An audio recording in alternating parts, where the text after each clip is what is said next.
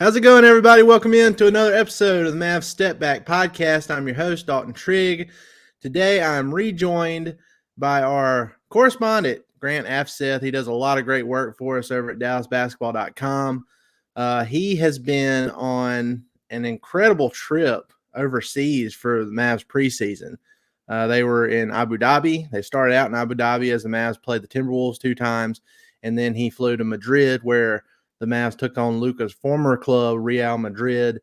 He only played 5 minutes because of an injury issue he had that we'll get into later, but it was a great scene, for Luka to go back to Madrid and all of his former teammates. He was happy, even though the Mavs lost. He could tell you could tell he was kind of happy that everything played out the way it did. But Grant, what was that trip like for you overall? Have you gotten over the jet lag? I actually have. I think the World Cup being 14 hours initially of a time difference definitely helped me with being able to get over that next, being able to get over that next little like 7 hour, 9 hour type of difference for sure. Yeah. I mean, I'll be honest. I don't know if I could do it. It's one thing for me to fly to Springfield for Hall of Fame stuff, which was, it was easy, there and back, and it was under 72-hour trip. It's another thing to go across the pond to cover the Mavs in preseason like that, and that is dedication. I tip my hat to you. That is true dedication, and I know everybody appreciates, you going over there and covering the Mavs the way you have, not just for that trip, but just throughout the entire summer. So kudos to you. I know it was a rewarding experience for you personally, but it was a rewarding for everybody else too. So it sets the tone for what should be a very exciting season. Now, whether it's an exciting season in a good way or not, it's going to be exciting regardless. We found that out last year, even though the Mavs crashed and burned. We found out that it was exciting either way. So hopefully it's exciting in the good way, but it doesn't seem like they're getting off to the greatest of starts as far as injuries are concerned. So what's the latest? You were at practice yesterday. What's the latest on Luka and Kyrie and the Mavs injury situation? Yeah, so after missing the last 2 preseason games, Kyrie Irving, he was a full participant after that groin injury, and it sounds like there's no concern with his status going forward. But Luka, on the other hand, it sounds like optimism that he could play on opening night, as opposed to like a definitive answer that he'll be available to play. And as he continues to recover from a left calf injury, it was labeled a mild strain, and he'll be reevaluated later this week.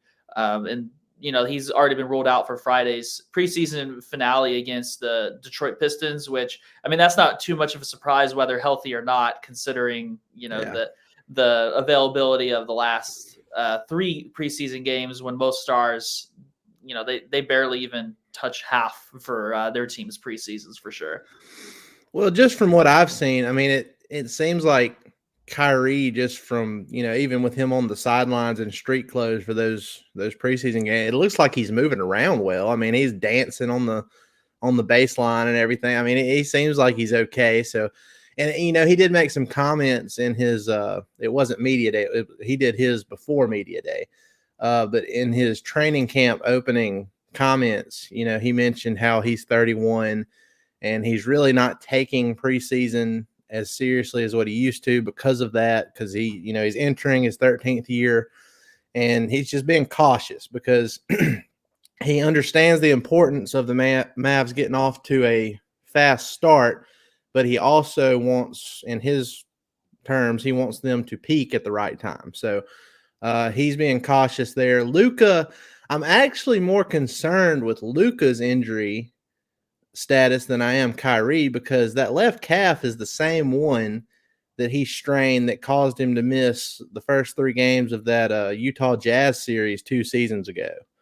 And it was in the season finale against the Spurs. He strained it, and he ended up. They didn't even know if he was going to be back for the first round of playoffs. And it's kind of weird. It's kind of me putting on a conspiracy theorist hat, but you almost have to wonder if any of that stuff is connected, with Luka's calf strain, it being the same injury, maybe it didn't completely heal.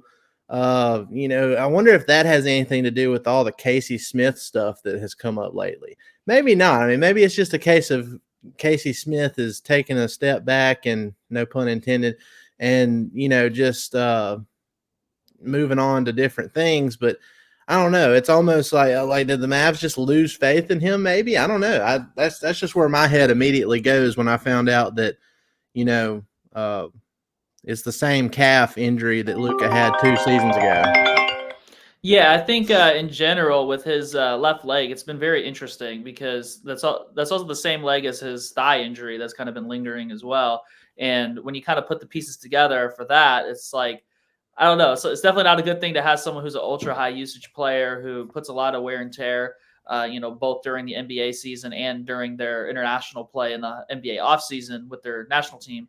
That adds up a lot, especially since the condensed calendar since COVID with basketball for players who do play for both their NBA and their national team.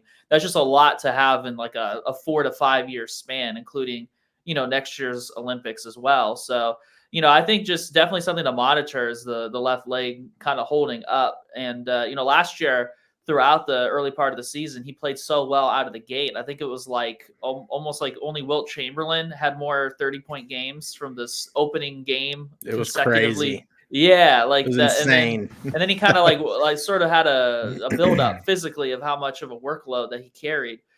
So I think that's definitely something to monitor. Like in general in sports, you don't really get healthier the more entering a season when you play the games and have all the day to day going on. So how that gets managed will be very essential for the season overall, and definitely something to keep an eye on closely for sure.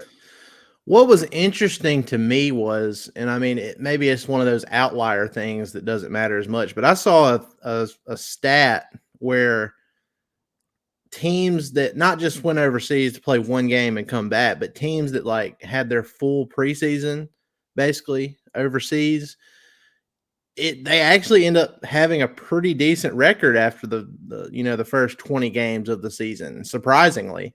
Now the Mavs, they've had it before where they just play one game over there and come back, and I think the record, if you split it up that way, is a lot a lot more brutal. So maybe it's an outlier, but I'm hoping that the Mavs can get off to a fun start, not just for their sake, but for our sake too, because it's a lot more fun covering a team that's winning a lot. So um, we'll just have to see how it goes. A couple of things I want to talk to you about before we head out here. I won't keep you very long, but you recently did a Mavs film study on Derek Lively, specifically on him and his ability to potentially be a defensive anchor for the Mavs. So I won't get you to spoil that too much because, I mean, obviously you want people to go and read and watch that and all that. But, I mean, what was your general takeaway from studying Lively and his ability to protect the rim for the Mavs as a 19-year-old rookie? Yeah, I think it's a lot of what we kind of expected from him early on in his career, where it's like a mixed bag, where there's a combination of getting used to, facing just generally like NBA physicality. Like I remember during the first game, him and Omax had a tough time, kind of banging around with Karl Towns and Rudy Gobert. And, luckily, since we were there, I was able to talk to both of them after that first game, and they admitted that. They said it was like, physically adjusting to that was a challenge, but I think they responded very well in the second game.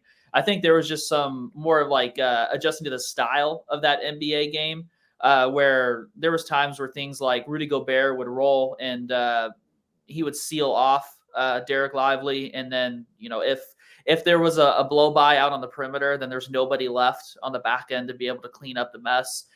So little things like that, like knowing how NBA players and individual players, as he has multiple matchups against, different stars and just different players in general, how they're going to approach the game, I think will do him a lot of justice. I think it's going to be definitely like a learning process. And that was to be expected because, 19 years old, there's a lot of intricacies that go into being a rim protector, even just your timing of rotations, learning a scheme. And, the Mavericks, they put a lot of responsibility on the big for their scheme. like calling out veer switches, handling ice coverage, judgment calls. All those things are going to take time for him to get used to, especially, not even just the scheme, just like it's a little bit different when you're not playing ACC basketball and you're Yeah. going against Damian Lillard, who can pull up from the parking lot, or Steph Curry, and you have to make those judgment calls, and you learn very quickly, okay, I can get away with this. This works. This doesn't work. And there's games within the game as well, too. Like the other team, once you learn something as any part of the defense, there's going to be an adjustment, and then you're adjusting to their adjustment. You're learning, oh, okay, well, now there's a game within the game as well. So I think, it was very interesting to see like the early, like kind of return, if you will. And I think he handled it overall pretty well. But it's definitely going to be a situation where there's a lot to iron out as his rookie season plays out. Yeah, I mean, given where he's come from when we first saw him in summer league to what we've seen in these preseason games, it's a couple things are obvious to me. One, he's still, I mean, no matter how good he is still a 19-year-old rookie, and he's going to have moments where it's like, okay, he obviously isn't going to have the advantage against a guy that's been in an NBA weight room for almost 10 plus years, however long it's been. So that's the first thing. Like, no matter how much progress he's made, I think he's added like 15 pounds or so since he was drafted, but he's still got to put his time in the weight room to get to that point. Physical maturity, I guess, is what you'd call it. So he's still got to get to that point to be, to reach his ceiling. But the other thing is, the instincts, the basketball IQ, his ability, like Tyson Chandler said, he's like a sponge. He's soaking up all this information, he's retaining it, and he's applying it the next time he's out there. He said, I think it was Chandler that said, when he makes a mistake, chances are he's not going to make that same mistake again when he's back out there, just because he's such a quick learner. So all of that is really encouraging to hear. And I think when you're playing with a guy like Luka, he can help mask a lot of those rookie mistakes. I mean, we've seen that with Luka playing with Dwight Powell, who has the highest offensive rating in NBA history. Individual offensive rating. Now that's skewed, obviously, because that offensive rating is more of a team stat, but it's still hilarious when you look up the highest one in NBA history. There he is, Dwight Powell. So I'm excited for that. I think Lively is going to have a very productive rookie season. I don't think it's going to be something where he's like, in the rookie of the year campaign or anything like that. But I think it's going to be. I think the Mavs are going to be very happy that they ended up selecting him with a lottery pick in this past draft. Now, Omax Prosper, he has the physical tools. He has the same, the basketball IQ and the want to and everything that Lively does, but he might not be quite as ready as what we thought heading into this. At the time of the draft and in summer league, it was like, okay, maybe Omax is going to be the guy that, steps in from day one, and the Mavs were still searching for a veteran starting center. And as things have progressed, it's like, oh, okay, well, Lively's probably going to be the day one starter at center, and Omax coming off the bench. So it's interesting how that can all change in just a few months. But one more thing, you probably saw, I was just running through our DallasBasketball.com page there, but one of the most recent ones we did a staff roundtable, basically just predicting where we think the Mavs will end up in the Western Conference when the dust settles. And to no one's surprise, I'm pretty optimistic about their chances. But my reasoning for this is all based on health. If they're not healthy, like if they start out the season and Luka's calf isn't going to be right and Kyrie misses several games to his groin soreness or whatever it is, then, I'm throwing my prediction out the window. But if they're fine, if the Mavs are just being cautious and they start out the season and they play the way I expect them to, I can see them being a top 4 team in the West. I can see them getting back to home court.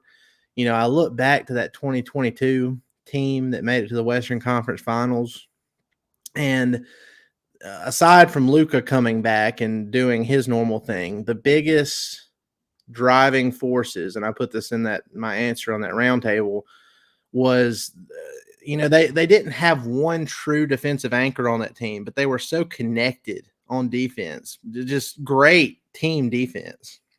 And like people can say what they want to about Jason Kidd as a head coach, but when he had those guys connecting the way they did on that end of the floor, it brought out the best in him too, because that's where he thrives, is coaching defense like that. And we saw that in that Phoenix series. He was into it. He was actually coaching.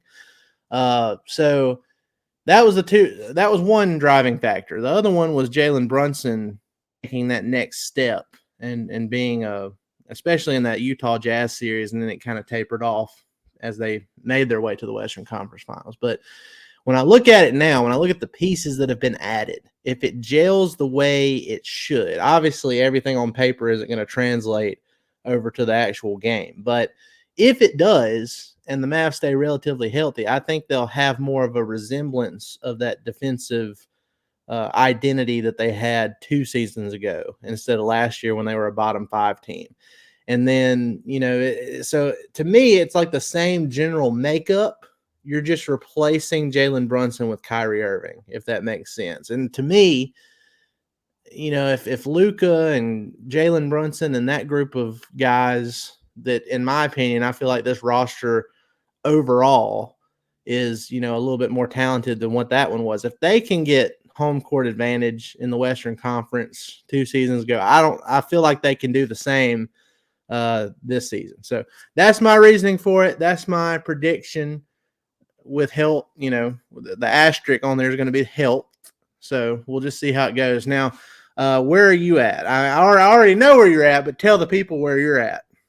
Yeah, I think in general with this season, I think another factor to kind of build on everything that you said is probably that third guard role. That was such a pivotal part after the trade deadline, bringing in or having Spencer Dinwiddie in the fold to be able to kind of play. Like in some closing situations, they had 3 guard lineups. They had the size necessary to not give up a lot defensively, even though Dinwiddie's not like he's a negative defender overall, but it's different when you're a negative defender with size as opposed to being just like, like Seth Curry, who they could just pop the ball around and just quickly post up. And as we saw in Abu Dhabi at times with like Naz Reid kind of taking advantage of that. And I think, that if Dante Exum can fill a bigger role in that regard and be utilized potentially alongside Luka and Kyrie in certain lineups, that could be interesting. I think another factor would be Jaden Hardy's development, because as much as Dante Exum does a lot of the little things, you still need that explosive scoring punch, especially in games where maybe Luka's out, maybe Kyrie is out, and that kind of elevates things. I think that post All-Star breaks stretch of the schedule last year was important for Jaden Hardy to kind of handle bigger capacities, as opposed to the start of the season when he was with the Texas Legends, and then kind of had spot opportunities at times, like on second night of back-to-backs on a random day against Chicago in December or January. It's a little different when you have 3 straight games and it's like he's taking 20 shots, 60 plus total in a span like that. So I think in having that whole summer league to kind of handle his development as well as the top option with all those double teams and different schemes where he's the focus, I think his development, that'll be important for that to provide depth and another punch. And I think just overall, as you said, with the defensive identity, it's a little different when you have that natural sort of vertical threat. Like Grant Williams talked about this actually after yesterday's practice. He mentioned, that's something that we can't replicate outside of Derek Lively. And him being a vocal communicator, having that 7'7" wingspan and being a sponge, as you mentioned, with some good mentors and a veteran team with a lot of players that are willing to pass down knowledge. That's a big difference. In some situations, veterans are more reluctant to pass down knowledge, and they're mostly worried about their jobs. But with the Mavs, it definitely seems like those players, whether it's Dwight Powell, Maxi Kleba, they're all willing to share information, and getting those reps with players that are very technically sound definitely will help throughout a full season. And where Lively's at as a sponge throughout a regular season will be very interesting to kind of check back on, in late January after the All-Star break in March and things like that. And if a lot of those factors, I guess with all the development, go their way, not all of them usually do for a team, but if a lot of them do, that's a game-changing factor for their overall season. But I also think another player that's very important to watch is Josh Green. His extension Agree. situation's coming up. How that impacts him. He's a confidence-based player. It does seem like. I know that's a cliche to say for like any player needs confidence, but like Well, I it mean, it's seems, true. It yeah, affects him more than most, in my opinion. I mean, we saw it last year because he was starting like basically full time at that point when they got Justin Holiday off of the buyout market, and then like 2 games later, Justin Holiday was starting in his place, and Josh Green just was not the same player for the rest of the season, confidence wise, after that happened. So you have to wonder. Well, what he's going to be like to start out this season. And look, he could still start on opening night, but everything that you've heard, everything I've read, and everything, it seems like that is still very much up for grabs. Like even Derrick Jones Jr., per reports, is in contention for the starting job there. So we'll have to see. Josh Green, Derrick Jones Jr., Omax, probably not Omax, but it's gonna come down to the wire, and we'll see how Josh Green responds if he's not starting on opening night. But as far as Lively is concerned, if he wasn't vocal, I mean, you can have the basketball IQ and the size and everything, but I mean, if you're not vocal, you're not going to be a very effective defensive anchor.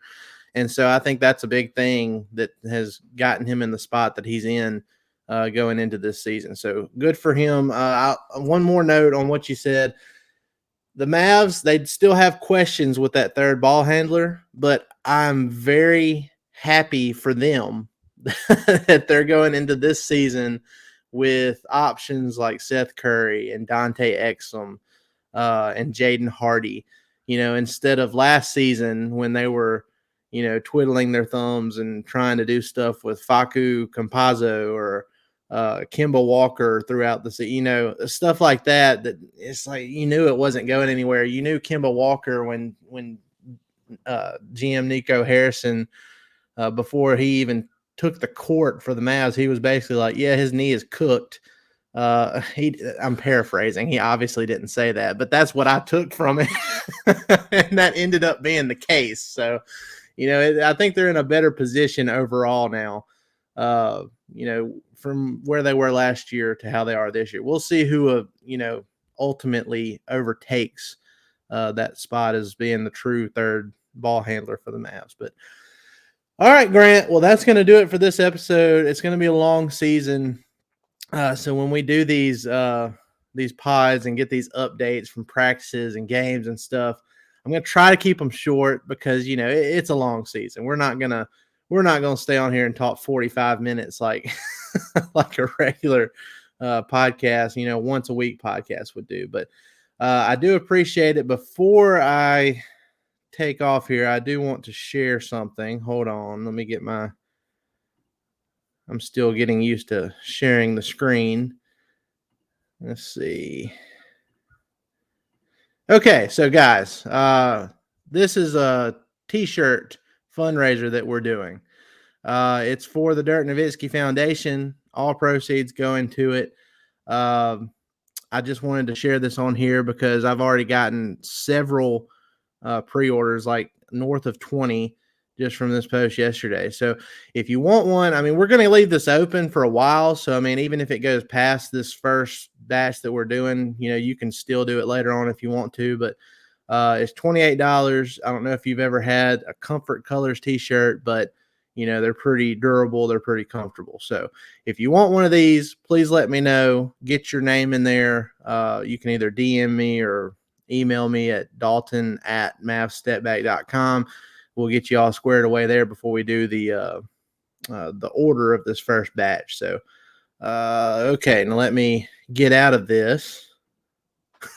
Had to do a little bit of a cleanup work there, but Grant, I do appreciate it, and I hope you have a great rest of the day. We appreciate it, man. Yeah, thanks for having me. I always look forward to talking about the Mavs with you for sure.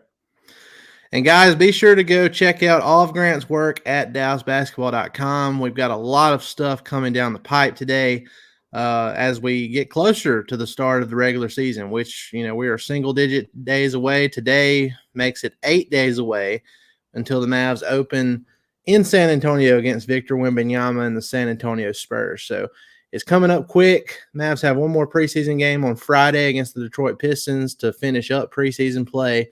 And then we are going to be off to the races next week. So appreciate it, guys. Y'all be sure to go like, rate, and subscribe on all your favorite podcast platforms. Leave us a review on Apple Podcasts and Spotify.